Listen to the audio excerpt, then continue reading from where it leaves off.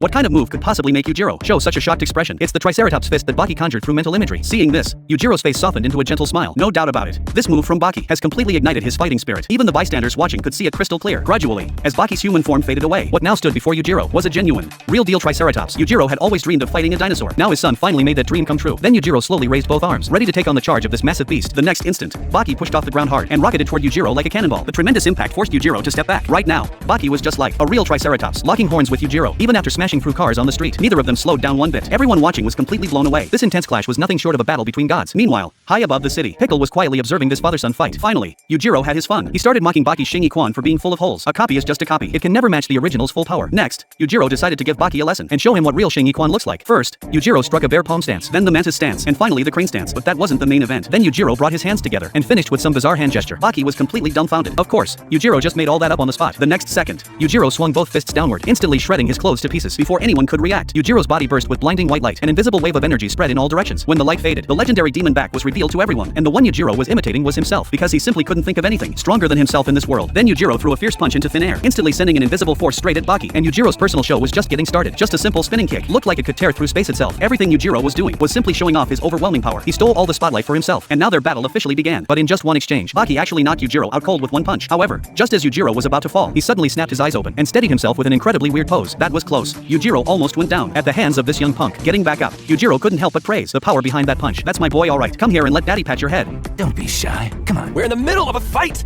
Is there something wrong with a father wanting to praise his son? After hearing his father's words, Baki suddenly found himself in tears. Even he didn't understand why one affectionate word from his dad made him feel a warmth he'd never known before. At that moment, 6 inches below the boy's collarbone, a sharp, invisible pain suddenly hit him, and tears poured down like a broken dam.